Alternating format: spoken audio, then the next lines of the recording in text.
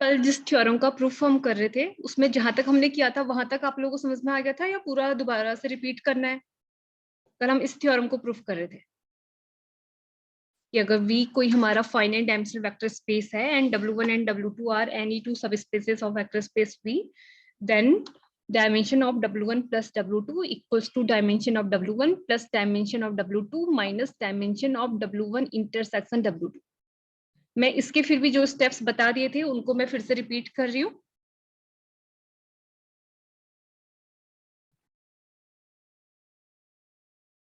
ठीक है, तो इसमें हमने सबसे पहले सपोज किया था कि हमारे पास में इसमें जो जो प्रूफ करना है, ठीक है, और इसको याद कैसे रखना है मैंने वो भी आप लोगों को बताया था। आप लोगों ने जैसे क्लास 11th में हमारे पास में सेट थ्योरी में एक फॉर्मूला होता है कि number of element in A union B equal to number of A plus number of B minus number of A intersection B. This is the same formula in case of dimension. ठीक है, तो इसमें हम suppose कर लेंगे अगर हमारे पास में जो ये राइट हैंड साइड में डायमेंशन ऑफ W1 हमारे पास में है, W1 के लिए कोई बेसिस सपोज करेंगे W2 के लिए एंड उसके इंटरसेक्शन के लिए। और आप लोगों को पता होना चाहिए if W1 and W2 are subspaces then its intersection is always subspace and linear sum W1 plus W2 is also always subspace of vector space V। ठीक है, ये सारी चीजें आप लोगों को पता होनी चाहिए। तो इसमें हमने सबसे पहले सपोज किया था कि basis of W1 intersection W2 का बेसिस हमने सपोज किया था कि basis of W1 intersection W2 के पास में हमारे पास में k एलिमेंट हमने सपोज किए थे, gamma 1 gamma 2 gamma 3 gamma k। ठीक है, हमने ये एलिमेंट सपोज किए हुए थे और हमारे पास में, ठीक है, तो उसके बाद नेक्स्ट हमने सपोज किया था अगर इंटरसेक्शन का बेसिस ये है तो हमने सेट W1 का भी बेसिस सपोज किया था। तो W1 के बेसिस में जो इंटरसेक्शन के एलिमेंट है वो तो होंगे ही, कुछ एक्स्ट्रा एलिमेंट भी हमने सपोज कर लिए। हमने गामा 1 से गामा k तक सपोज किया था और अल्फा 1 से अल्फा m तक के एलिमेंट हमने W1 के बेसिस में सपोज कर लिए। ठीक है, सिमिलरली हमने W2 के बेसिस में जो इंटरसेक्शन के एलिमेंट है वो तो सपोज करने ही पड़ेंगे, कुछ एक्स्ट्रा एलिमेंट B1 से Bn तक हमने सपोज कर दिए। ठीक है, तो हमें हमारी जो किसी भी वेक्टर स्पेस की या उसके सब स्पेस की डायमेंशन होती है वो क्या होती है, उसके बेसिस में नंबर ऑफ एलिमेंट। ठीक है, तो by using this concept dimension of W1 is k plus m, dimension of W2 is k plus n, dimension of W1 k plus m and dimension of W2 k plus n and dimension of its intersection k। ठीक है, उसके बाद next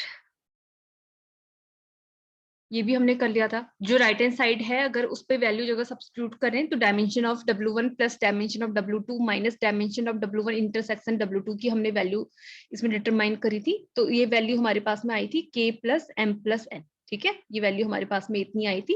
तो अगर किसी तरीके से हम dimension of W1 plus W2 भी k plus m plus n लेके आ जाएं तो ये आपस में इक्वल आ जाएंगे। ठीक है, तो उसके बाद हमने कोई एक सेट B सपोज किया था जिसके पास में gamma 1 to gamma k, alpha 1 to alpha m and beta 1 to beta n ये एलिमेंट्स हमने सपोज करे थे। ठीक है, अगर इस सेट B को हम बेसिस प्रूफ कर दें W1 प्लस W2 का, ठीक है, अगर इसको हम बेसिस प्रूफ कर दें किसी तरीके से W1 प्लस W2 का, तो उसका dimension of W1 plus W2 automatically क्या आ जाएगा, k plus m plus n। क्योंकि जो सेट B है, सेट B में कितने नंबर ऑफ एलिमेंट है, देखो गामा 1 से गामा k तक k एलिमेंट, अल्फा 1 से अल्फा m तक m एलिमेंट, सिमिलरली बीटा 1 से बीटा n तक n एलिमेंट। ठीक है, तो सेट B में हमारे पास में k plus m plus n elements है। ठीक है, तो अगर हम इस चीज को डायमेंशन प्रूफ कर पाए किसी तरीके से कि ये dimension of W1 plus W2 है तो हमारा काम हो जाएगा। ठीक है, तो अगर इसको हमने डायमेंशन दिखाना है तो इट मींस जो ये सेट B है ये हमारे पास में W1 प्लस W2 का बेसिस होना चाहिए।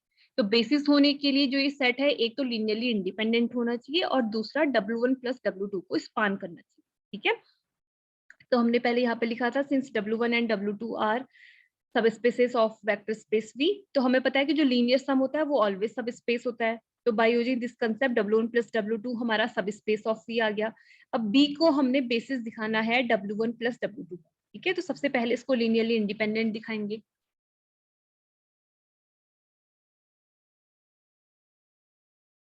ठीक है, तो इसको लीनियरली इंडिपेंडेंट दिखाने के लिए आप लोगों को पता है कि सेट B के जो एलिमेंट्स हैं उसका हम लीनियर कॉम्बिनेशन बनाएंगे। ठीक है, तो सेट B के एलिमेंट्स का अगर हम लीनियर कॉम्बिनेशन बनाएंगे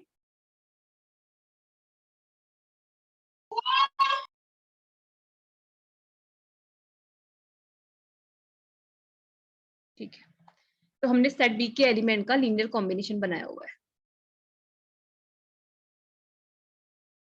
सेट बी के एलिमेंट है हमारे पास में A1 alpha 1 plus A2 alpha 2 plus up to so on A K gamma के, और फिर अल्फा 1 से अल्फा m तक के एलिमेंट का भी लीनियर कॉम्बिनेशन बना दिया, B1 alpha 1 plus B2 alpha 2 plus BM alpha m। ठीक है, similarly C1 beta 1 plus C2 beta 2 plus CN beta n। अब किसी को भी लीनियरली इंडिपेंडेंट कैसे दिखाया जाता है, इस लीनियर कॉम्बिनेशन को हम करते हैं इक्वेटिंग टू जीरो वेक्टर। ठीक है, और हम ये लिखेंगे कि जो ये कोफिशिएंट होते हैं, ये स्केलर वैल्यूज, ये हमारी स्केलर होती है। ठीक है, तो हमने लिख दिया कि where all A I S. ठीक है, ऑल ए आई एस का मीनिंग है A1 A2 AK। ठीक है, up to so on AK। Similarly B I S का मीनिंग है B1 B2 BM एंड सी जेस का मीनिंग है C1 C2 up to so on CN। All these values are scalars. ठीक है, ये सारे स्केलर्स हैं, तो आप लोग ये भी लिख सकते हैं कि all these elements belongs to field F। आप लोग ये भी लिख सकते हैं। ठीक है, तो अब इसमें हम क्या कोशिश करेंगे, अगर इसको लीनियरली इंडिपेंडेंट दिखाना है, तो अगर इन स्केलर्स की वैल्यूज ये सारे के सारे ए आई बी इक्वेटिंग टू जीरो आ जाएं, अगर ये भी सारे जीरो के इक्वल आ जाएं, ये सारे भी अगर जीरो के इक्वल आ जाएं, तो सेट बी हमारा लीनियरली इंडिपेंडेंट हो। ठीक है, तो इसको लीनियरली इंडिपेंडेंट दिखाने के लिए हमने क्या काम किया है, हमने इस लीनियर कॉम्बिनेशन को, इसमें ये अल्फा 1 से यहाँ तक के element B M alpha M, ये तक यहाँ तक के एलिमेंट हमने लेफ्ट हैंड साइड में रखे हैं, और बाकी सारे एलिमेंट्स हमने राइट हैंड साइड में लिख दिए थे। ठीक है, तो हमें पता है कि जो लेफ्ट हैंड साइड का जो है, उसके पास में gamma 1 to gamma K and alpha 1 to alpha M तक के एलिमेंट है। और आप लोगों ने जो W1 का बेसिस सपोज किया हुआ है, W1 का बेसिस यही है, W1 के बेसिस में थे gamma 1 to gamma K up to so on alpha 1 to alpha M. It means जो ये लेफ्ट हैंड साइड का जो ये लीनियर कॉम्बिनेशन है, ये हमारे पास में W1 के बेसिस के एलिमेंट का लीनियर कॉम्बिनेशन है, तो मस्ट जो ये एलिमेंट है हमारे पास में, ये W1 का एलिमेंट होगा। ठीक है, एंड राइट हैंड साइड में हमारे पास में ये किसके एलिमेंट का लीनियर कॉम्बिनेशन बन रहा है, W2 के एलिमेंट का, क्योंकि W2 के बेसिस में कौन कौन से एलिमेंट थे, gamma 1 to gamma K, then beta 1 to beta n तक के एलिमेंट। ठीक है, तो हमारे पास में जो राइट हैंड साइड का एलिमेंट है वो W2 का एलिमेंट आ रहा है, राइट हैंड साइड का एलिमेंट W1 का एलिमेंट आ रहा है। तो इट मीन्स हम ये सोच सकते हैं कि जो ये एलिमेंट है, ये जो राइट हैंड साइड का एलिमेंट है, या आप लेफ्ट हैंड साइड का एलिमेंट भी कह सकते हैं, कि ये दोनों एलिमेंट हमारे पास में, अगर ये W1 में बिलोंग कर रहा है, तो ये W2 में भी बिलोंग कर रहा होगा। ठीक है, आप लोग ये भी कह सकते हैं कि जो ये लेफ्ट हैंड साइड का एलिमेंट है, अगर ये W1 का है, तो पक्का ये W2 का भी एलिमेंट होना चाहिए, क्योंकि राइट हैंड साइड का जो लीनियर कॉम्बिनेशन है वो W2 के बेसिस के एलिमेंट्स का लीनियर कॉम्बिनेशन है। या आप ये कह सकते हैं कि जो राइट हैंड साइड में जो ये W2 के एलिमेंट का लीनियर कॉम्बिनेशन आ रहा है, और लेफ्ट हैंड साइड में W1 का एलिमेंट है, तो इट मीन्स जो राइट हैंड साइड का एलिमेंट है, ये भी पक्का W1 में भी बिलोंग करना चाहिए। ठीक है, तो देखो इसके बाद हमने क्या लिखा, सिंस हमारे पास में ऑल गामा जेस एंड अल्फा जेस, ये हमारे पास में W1 के बेसिस के एलिमेंट है। ठीक है, W1 के बेसिस के एलिमेंट है, तो पक्का W1 के भी एलिमेंट होंगे। ठीक है, तो W1 के एलिमेंट होंगे, तो इट मीन्स ये W1 के एलिमेंट का लीनियर कॉम्बिनेशन है, तो पक्का अगर आप लोग, अगर ये सारे एलिमेंट हमारे पास में अगर W1 के एलिमेंट हैं, तो इनका जो लीनियर कॉम्बिनेशन है वो भी W1 में बिलोंग करना चाहिए। तो उसके नेक्स्ट लाइन में यही हमने लिखा हुआ है कि जो A1 gamma 1 plus up to so on A K gamma K B1 alpha 1 up to so on BM alpha n, this linear combination must belongs to W1। ठीक है, सिमिलरली हमने राइट हैंड साइड के लिए लिखा हुआ है, जो हमारे पास में बीटा जेज हैं, यानी कि B1 B2 up to so on beta n, these are elements of W2। So this linear combination C1 beta 1 plus up to soon Cn beta n must be element of W2। ठीक है, ये हमारा W2 का element होना चाहिए। तो इन दोनों को अगर हम कंबाइनली बोले, तो हम ये कह सकते हैं कि ये भी हमारा W2 का एलिमेंट होगा, और ये भी हमारा W1 का एलिमेंट होगा। ठीक है, तो उसके बाद हम ये लिख सकते हैं दिस इंप्लाइज दैट, इसलिए यहाँ पे लिखा दिस इंप्लाइज दैट, जो ये लीनियर कॉम्बिनेशन है, ये पक्का W1 का भी एलिमेंट होगा। क्यों होगा, क्योंकि लेफ्ट हैंड साइड का जो लीनियर कॉम्बिनेशन है वो W1 का एलिमेंट है। ठीक है, तो इसीलिए जो राइट हैंड साइड का एलिमेंट है, ये भी W1 का एलिमेंट होगा। देखो यहाँ पे हमने इक्वेशन 2 में लिखा है this is element of W2, and equation 3 में हमने लिखा है this is element of W1।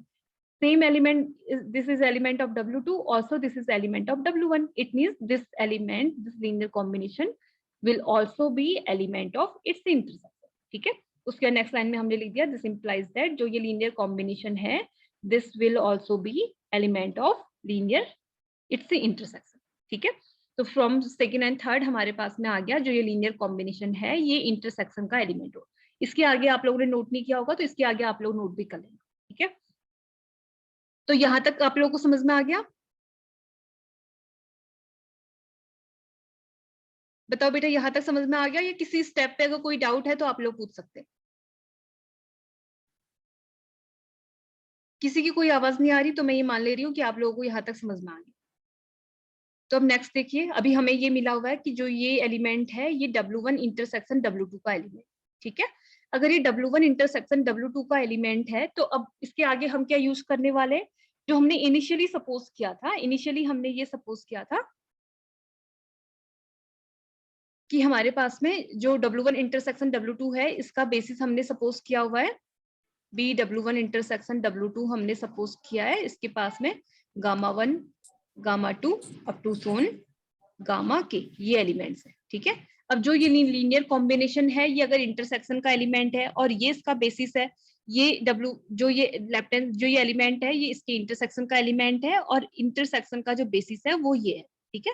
तो इट मींस वी कैन से जो ये एलिमेंट है पक्का ये बेसिस के एलिमेंट का लीनियर कॉम्बिनेशन होना चाहिए। अगर क्यों होना चाहिए अगर मैं आपसे पूछूं तो आपके पास में आंसर होना चाहिए। कोई भी एलिमेंट अगर किसी वेक्टर स्पेस के बेसिस का एलिमेंट है तो वो बेसिस के एलिमेंट का लीनियर कॉम्बिनेशन क्यों होता है? क्योंकि जो बेसिस की दूसरी प्रॉपर्टी होती है, कोई भी सेट बेसिस तब होता है जब उसका जो लीनियर स्पान होता है वो पूरे के पूरे वेक्टर स्पेस को स्पान करता है। अगर मैं ये बात कर रही हूँ कि B is basis of vector space B, ठीक है। इस वजह से मैं बार बार ये चीज बोल रही हूँ। आप लोगों को कंफ्यूजन होता ही नहीं है, लेकिन मुझे लगता है कि जहाँ पे होना चाहिए मैं खुद ही आप लोग को एक्सप्लेन कर रही हूँ।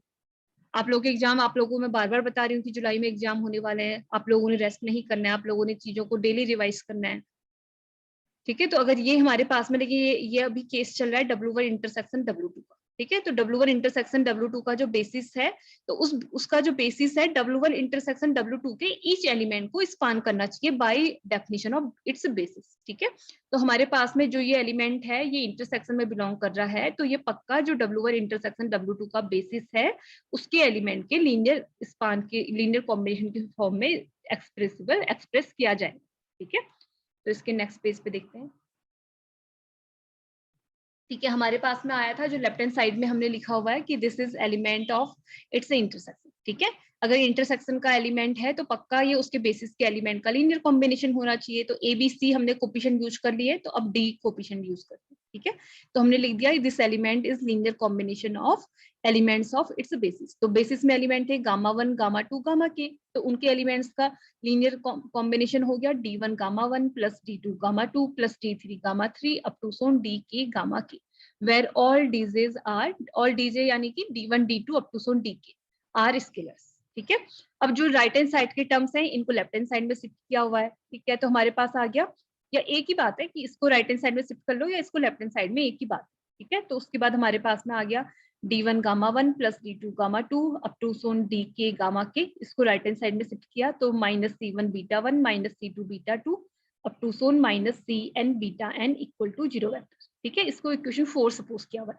अब आप लोग बता सकते हैं कि किसके बेसिस में हमने ये एलिमेंट सपोज करे हुए थे?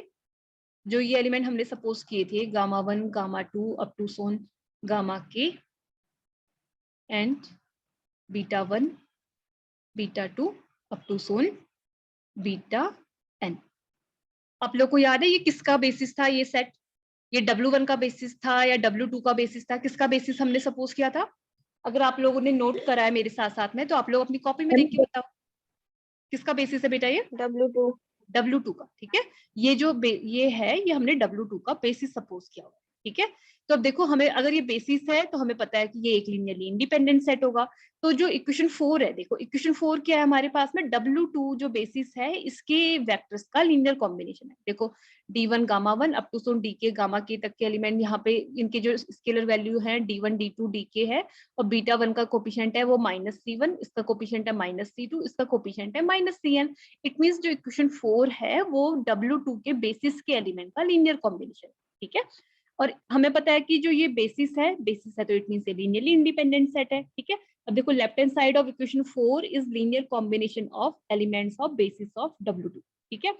तो बाय डेफिनेशन ऑफ बेसिस है तो इट मींस जो ये सेट है हमारे पास में लीनियरली इंडिपेंडेंट सेट होगा।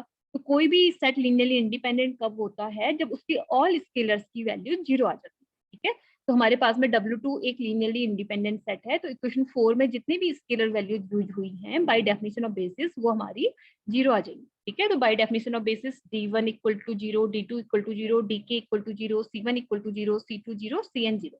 It means all these scalars values are 0. ठीक है, इक्वेशन 5 में हमें ये मिल गया। अब देखो हमारे पास में हम इन स्केलर वैल्यूज के 0 होने का यूज हम करने वाले हैं इस इक्वेशन में। लास्ट पेज पे मैं आपको वो इक्वेशन दिखा रही हूँ। हमारे पास में सारे सीजेस की वैल्यू 0 आ गई है।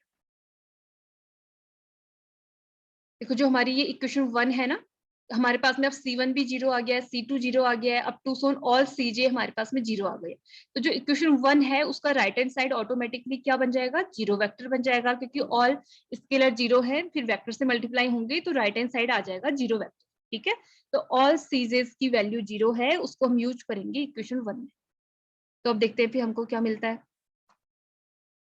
ठीक है, तो हमने ऑल सीजेस की वैल्यू को 0 के इक्वल किया, तो हमारे पास में जो लेफ्ट हैंड साइड का जो लीनियर कॉम्बिनेशन था A1 gamma 1 up to so on AK gamma K plus B1 alpha 1 plus up to so on BM alpha M, ये लीनियर कॉम्बिनेशन आ गया 0। ठीक है, अब अगेन देखो हमारे पास में जो इक्वेशन 6 है, इसका जो लेफ्ट हैंड साइड है वो किसका लीनियर कॉम्बिनेशन है, देखो gamma 1 to gamma K and alpha 1 to alpha M, इनका लीनियर कॉम्बिनेशन। अब बताओ जो ये सेट है ये किसका बेसिस था, गामा 1 टू गामा के अल्फा 1 टू अल्फा M, ये किसका बेसिस था बताओ, ये हमने किसका बेसिस सपोज किया हुआ था, आप लोग अपनी नोटबुक में ही देखिए बता लो किसका बेसिस सपोज किया है हमने। ये जैसे वो आपने बताया कि वो W2 का बेसिस है, वैसे ही हमने गामा 1 टू गामा के अल्फा 1 टू अल्फा M, ये किसका बेसिस सपोज किया हुआ है मैम W1 W1 का। ठीक है, तो ये हमारे पास में है W1 का बेसिस। तो अगेन अब हम सेम कंसेप्ट यूज करेंगे, जो हमारे पास में इक्वेशन 6 का लेफ्ट हैंड साइड है वो लीनियर कॉम्बिनेशन है W1 के बेसिस के एलिमेंट्स का। ठीक है, बेसिस के एलिमेंट्स का लीनियर कॉम्बिनेशन है, तो इट मींस बेसिस तो ऑलवेज एक लीनियरली इंडिपेंडेंट सेट होता है।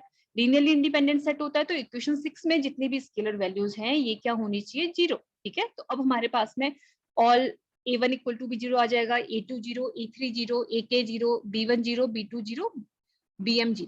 ठीक है, तो हम इक्वेशन 6 अगेन हमारे पास में लीनियर कॉम्बिनेशन है बेसिस ऑफ W1 का। ठीक है, तो by definition of basis again we have A1 equal to 0, A2 0, up to so on AK 0, B1 0, B2 0, BM 0, it means all scalar values are 0। ठीक है, अब देखो हमें पहले मिला था C1 D1 equal all DJs की वैल्यू भी 0 मिली थी, ऑल CJs की वैल्यू भी 0 मिल गई, और ऑल एजेस की मींस अभी तक हमको क्या क्या मिल रहा है, सारे के सारे जितने हमने कोफिशिएंट A से सपोज किए हुए हैं और जितने B से सपोज करे हैं और जितने C से भी सपोज करे हैं और D से भी सपोज करे हुए हैं, इन सबकी वैल्यू मिल गई है हमको 0।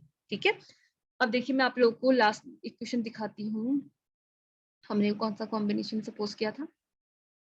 हाँ देखो, अब इस इक्वेशन को देखो, मैं इस इक्वेशन को नाम दे रही हूँ अभी के लिए आप लोगों के समझने के लिए, इक्वेशन फर्स्ट। ठीक है, अब देखो जो इक्वेशन फर्स्ट है उसमें हमारे पास में जितने भी हमारे पास में सेट बी के एलिमेंट का ये लीनियर कॉम्बिनेशन था। ठीक है, सेट बी में कौन से एलिमेंट थे, गामा 1 टू गामा के तक, अल्फा 1 टू अल्फा M तक and beta 1 to beta N तक। ठीक है, ये सेट बी के एलिमेंट का लीनियर कॉम्बिनेशन था।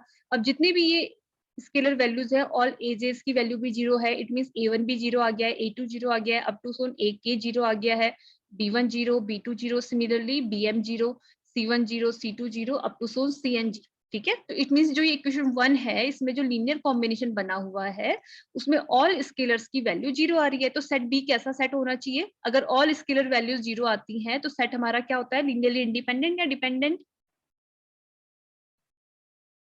बताओ। इंडिपेंडेंट इंडिपेंडेंट होता है। ठीक है, तो हमारे पास में अगर हमने सारी स्केलर वैल्यूज को यूज किया तो finally we can say by combining equation 5 and 7, equation 5 में ऑल सीजेस की वैल्यू 0 थी, इक्वेशन 7 में ऑल एजेस भी 0 आ गए हैं एंड ऑल बीजेस भी 0 आ गए। ठीक है, तो अगर हम इक्वेशन 5 एंड 7 को साथ में कंबाइन करें तो हम ये कह सकते हैं कि जो सेट बी है वो एक लीनियरली इंडिपेंडेंट सेट। ठीक है, ठीक है, तो बी को हमने दिखाना था बेसिस ऑफ, इस बी को हम ये दिखाने की कोशिश कर रहे हैं कि this is basis of W1 plus W। ठीक है, तो बेसिस होने के लिए एक प्रॉपर्टी को तो उसने फुलफिल कर दिया, दिस इज लीनियरली इंडिपेंडेंट। अब सेकंड हमको ये दिखाना है कि linear span of set B equal to W1 plus W2। ठीक है, नेक्स्ट हमें ये दिखाना है, तो इसमें मैंने लिखा हुआ है कि now we have to show that LB equal to linear span of set B equal to W1 plus W2। ठीक है। तो लीनियर स्पान दिखाने के लिए इस W1 प्लस W2 का कोई एक आर्बिट्रेरी एलिमेंट कंसिडर कर लेते हैं, ठीक है।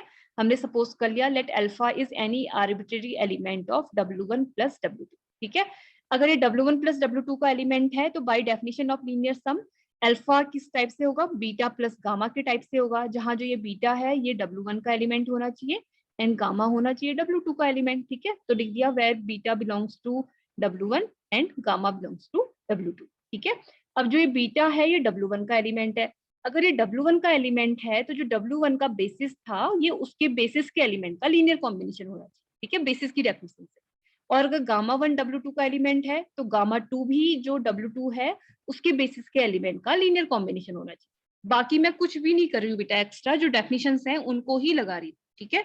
अगर आप लोग डेफिनेशन को याद करके और समझते हुए प्रूफ को देखोगे तो आपको इस प्रूफ को रटने की जरूरत नहीं पड़ेगी, आप लोग अपने अकॉर्डिंग लिख सकते हैं, ठीक है। तो हमारे पास में बीटा W1 का एलिमेंट है तो इट मीन्स ये W1 के बेसिस के एलिमेंट का लीनियर कॉम्बिनेशन होगा, तो वही यहाँ पे यूज कर दिया। बीटा W1 का एलिमेंट है तो ये W1 के एलिमेंट का लीनियर कॉम्बिनेशन। चलो मैं इसको थोड़ा एक्सपेंड करके लिख दे रही हूँ। W1 के बेसिस में थे gamma 1 to gamma K up to so on alpha 1 to alpha m थे, ठीक है। तो अभी तक हमने ABCD यूज किया है, तो अब मैंने E स्केलर यूज करा हुआ है, हम लिख सकते हैं E1 गामा। चलो मैंने यहाँ पे पहले अल्फा लिखा है तो यहाँ पे उसी के अकॉर्डिंग लिख दे रही हूँ E1 अल्फा।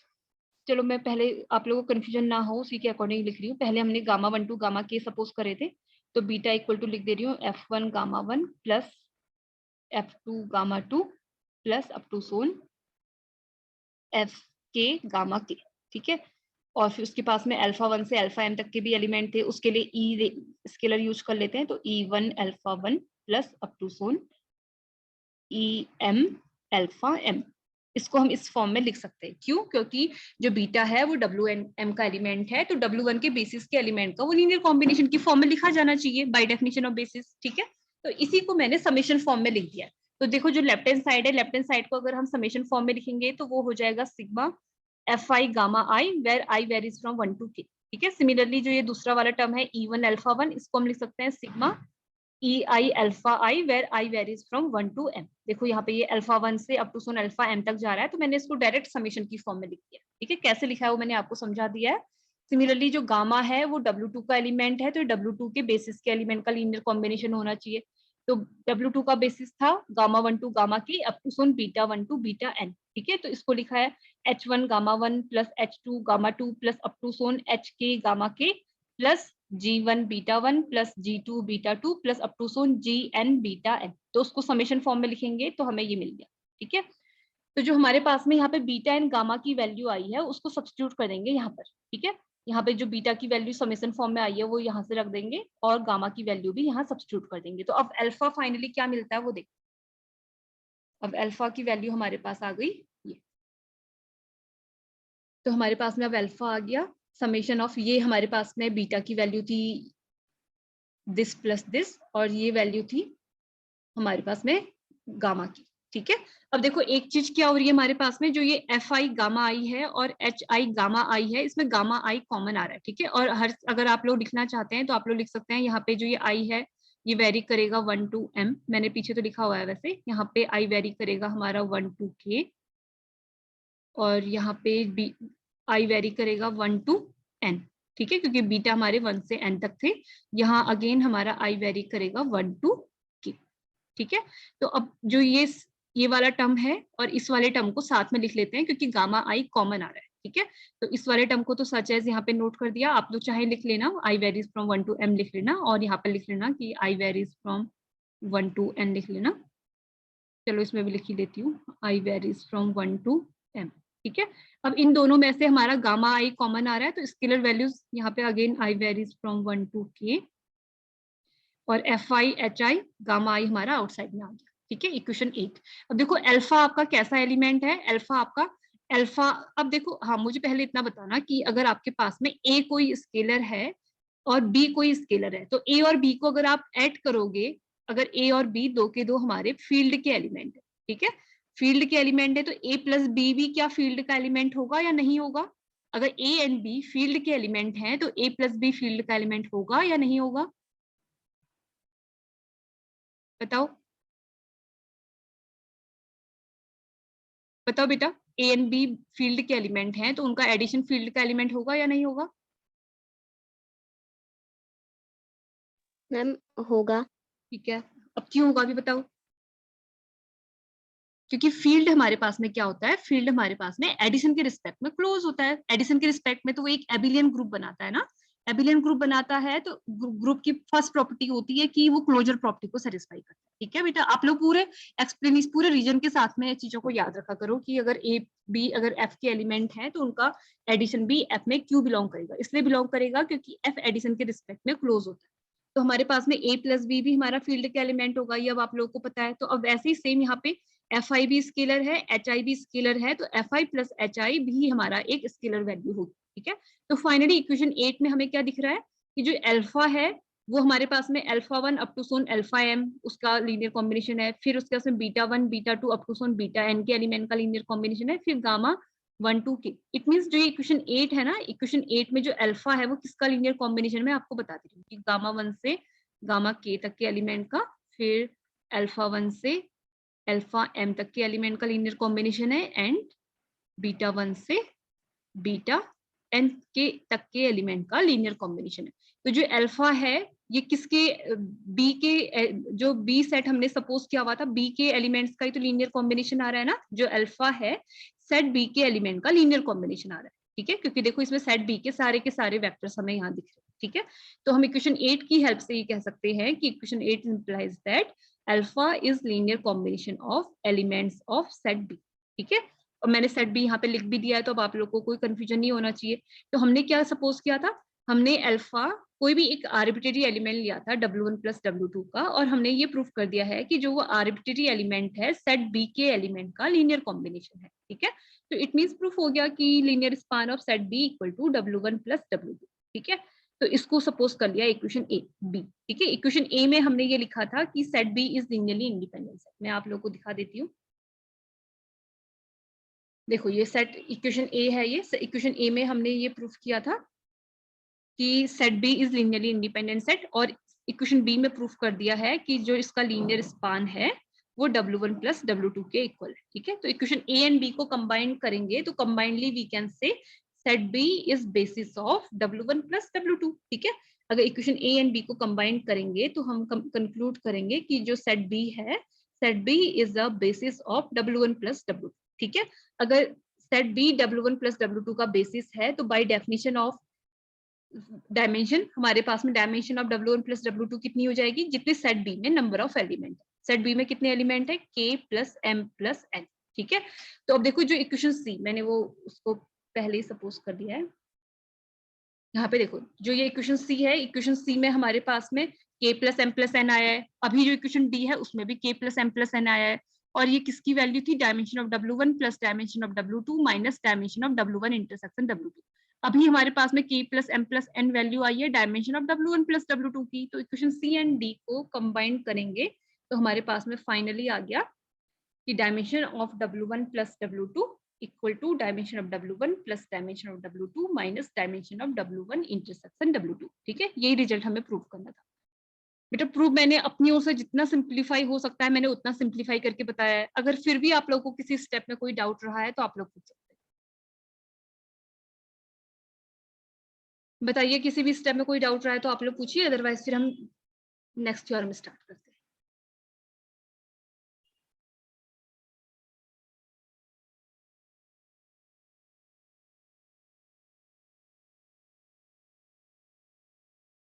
चलो अब आप लोग मुझे एक आंसर दोगे, इसी थ्योरम में अगर हमारे पास में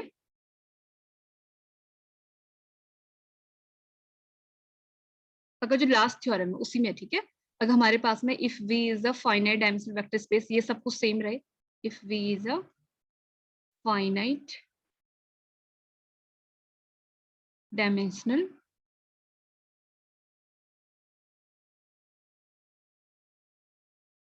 वेक्टर स्पेस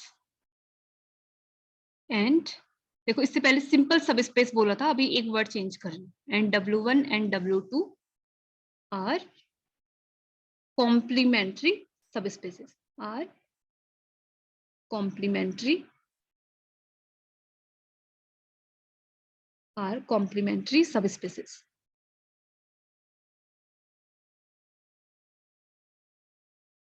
तो इस केस में हमें प्रूफ करने के लिए बोला जाता है then prove that dimension of W1 plus W2 equal to dimension of W1 plus dimension of W2। यहाँ पे इंटरसेक्शन वाला टर्म नहीं आता है। अब क्यों नहीं आता होगा? बिल्कुल आसान प्रूफ है इसका। पहले उतना प्रूफ तो आप लोगों ने करना ही है, ठीक है। इन दोनों में से जो भी थ्योरम आती है वो लॉन्ग आंसर में ही आती है। तो पहले हम वो रिजल्ट प्रूफ करेंगे जो अभी हमने लास्ट थ्योरम में प्रूफ करा है, लेकिन इसमें W1 and W2 complementary sub spaces बोले गए हैं। आप लोगों को किसी को भी याद है कि कॉम्प्लीमेंट्री सब स्पेस की डेफिनेशन मैंने क्या बताई थी? याद है किसी को कि किसी भी दो सब स्पेसेस को हम कॉम्प्लीमेंट्री सब स्पेस कब बोलते हैं? कॉम्प्लीमेंट्री सब स्पेस की डेफिनेशन क्या थी? हाँ, यहाँ पे वैसे यहाँ पे कॉम्प्लीमेंट्री सब स्पेस भी लिखा हुआ आ सकता है, या वैसे मैं इसमें कॉम्प्लीमेंट्री सब स्पेस नहीं, आप लोगों के लिए और ज्यादा सिंप्लीफाई कर दे रही हूँ, मैं इसको लिख दे रही हूँ डिसजॉइंट सब स्पेस लिख दे रही हूँ, ठीक है। इसको मैं लिख दे रही हूँ कॉम्प्लीमेंट्री भी नहीं, डिसजॉइंट सब स्पेस। अब तो आपको याद आना चाहिए, डिसजॉइंट वर्ड से तो याद आना चाहिए कि कोई भी दो सब स्पेस डिसजॉइंट कब होते हैं। मैंने आप लोगों को यहाँ पे कंपैरिजन भी बताया था सेट थ्योरी का, कि सेट थ्योरी के केस में डिसजॉइंट सेट एंड जब हम लीनियर अलजेब्रा पढ़ते हैं उस केस में डिसजॉइंट सब स्पेस, इन दोनों में माइन्यूट सा डिफरेंस है, वो भी मैंने आप लोगों को समझाया था कि कोई भी दो, चलिए अब मुझे इतना तो बता दो कि कोई भी दो सेट अगर हमारे पास में W1 एंड W2 अगर डिसजॉइंट सेट है, डिसजॉइंट सेट बोल रही हूँ, ठीक है, तो इनका इंटरसेक्शन क्या होना चाहिए? कोई भी दो सेट डिसजॉइंट कब होते हैं? जब कुछ भी कॉमन नहीं होता है उन दोनों में, यानी कि जब हमें फाई मिलता है। लेकिन सब स्पेस के केस में एक डिफरेंस होता है, कोई भी दो सब स्पेस डिसजॉइंट तब होते हैं जब उनका इंटरसेक्शन ओनली जीरो वेक्टर आता है, ठीक है। क्योंकि सब स्पेस अगर जीरो वेक्टर किसी के पास में नहीं है तो वो सब स्पेस हो ही नहीं सकता। इट मींस कोई भी अगर वी वेक्टर स्पेस है तो उसके ईच सब स्पेस के पास में जीरो वेक्टर होता ही होता है। इसीलिए जब हम उनका इंटरसेक्शन करते हैं तो कम से कम जीरो वेक्टर हमें पक्का मिलता है, ठीक है। तो हमारे पास में देखो अगर डिसजॉइंट सब स्पेस है, it means by definition of disjoint sub space, इसको इरेज कर लेते हैं। तो इसमें हमें गिवन था since W1 and W2 are disjoint, W1 and W2 are disjoint. अगर डिसजॉइंट है तो इट मींस हमारे पास में होगा इनका इंटरसेक्शन जीरो, ठीक है। अगर इनका इंटरसेक्शन जीरो है तो इसकी डायमेंशन क्या हो जाएगी इस केस में? W1 इंटरसेक्शन W2 की किसी भी सब स्पेस की डायमेंशन होती है उसके बेसिस में कितने नंबर ऑफ एलिमेंट है। तो यहाँ पे तो ये सेट के पास में ही ओनली जीरो एलिमेंट है, और मैंने आप लोगों को एक इंपॉर्टेंट प्रॉपर्टी बताई थी कि zero vector always linearly dependent होता है, और अगर किसी सेट के पास में भी कोई जीरो वेक्टर आ जाता है तो वो सेट भी लीनियरली डिपेंडेंट बन जाता है। जीरो वेक्टर अपने आप में लीनियरली डिपेंडेंट है। हाँ, ये दोनों चीजें मैंने आपको बताई थी कि अगर हमारे पास में वी कोई वेक्टर है, अगर वो नॉन जीरो वेक्टर है तो वो लीनियरली इंडिपेंडेंट होता है, ठीक है। और अगर वी कोई वेक्टर है और ये जीरो वेक्टर है तो ये लीनियरली डिपेंडेंट होता है। और अगर कोई भी सेट है, सेट एस अगर है उसके पास में जीरो वेक्टर है, भले बाकी नॉन जीरो वेक्टर भी हो, alpha beta non zero vector हो, लेकिन एक जीरो वेक्टर आने से वो हमारा लीनियरली डिपेंडेंट सेट बन जाता है, ठीक है। तो हमारे पास में देखो जो W1 इंटरसेक्शन W2 है उसके पास में तो है ही सिर्फ और सिर्फ जीरो वेक्टर, तो उसका बेसिस कहाँ से आएगा? बेसिस तो वो सेट होता है जिसके पास में इंडिपेंडेंट सेट होते हैं, ठीक है। तो इट मींस उसके बेसिस में कोई भी एलिमेंट नहीं होगा, उसके बेसिस में कोई भी एलिमेंट नहीं होगा तो dimension of W1 intersection W2 क्या होगी? जिसके पास में कोई भी एलिमेंट नहीं होता है तो उसकी डायमेंशन क्या होगी? जीरो, उसके पास में कुछ भी नहीं है ना, तो डायमेंशन जीरो हो गई, dimension of W1 intersection W2। अब हम जो हमने थ्योरम प्रूफ करी थी, अगर उस फॉर्मूले में सिंस हमें पता है, since we know that dimension of W1 plus W2 equal to dimension of W1 plus dimension of W2 minus dimension of W1 intersection W2 minus dimension of W1 intersection W2, ठीक है। तो हमारे पास में यहाँ पे ये वैल्यू हम सब्स्टिट्यूट कर देंगे कि this is equal to zero, ठीक है। तो हमारे पास में आ गया dimension of W1 plus dimension of W2, बस सिंपल तो प्रूफ था। तो इन दोनों में से कोई भी थ्योरम अगर आती है तो पहले जो प्रूफ हमने सीखा है वो तो करना ही है, और अगर डिसजॉइंट बोला जाता है तो इंटरसेक्शन वाले टर्म की वैल्यू जीरो हो जाती है, ठीक है। अब मैं आप लोग को बताती हूँ एक एक पहले मैं कोऑर्डिनेट समझाती हूँ आपको, उसके बाद हम करेंगे एक एग्जांपल, एक न्यूमेरिकल करेंगे उसके बाद।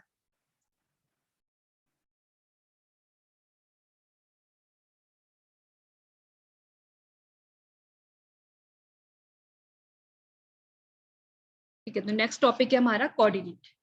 मैंने आप लोगों को बेसिस एंड ऑर्डर्ड बेसिस पढ़ाए थे, तो उस चीज को मैं, आप लोगों को याद है तो बहुत अच्छी बात है, मुझे बता सकता है कोई भी कि ऑर्डर्ड बेसिस एंड बेसिस में क्या डिफरेंस होता है? याद है किसी को कि बेसिस एंड ऑर्डर्ड बेसिस में क्या डिफरेंस होता है?